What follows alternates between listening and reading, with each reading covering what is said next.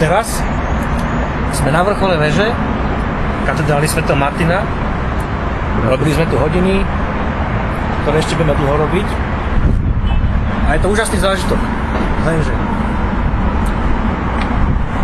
to sa stále nevyrovná inému zážitku, a síce tohtoročná Džifra, ktorá sa bude konať 23. až 29. chápeš? A preto nechceš na Facebooku, zabíjaj čas a prihlás sa. Džifra bude putovná 23. až do 29. Ja tam budem tiež. Príde aj Kosino, prídu aj iní ľudia, som to ich uznávam.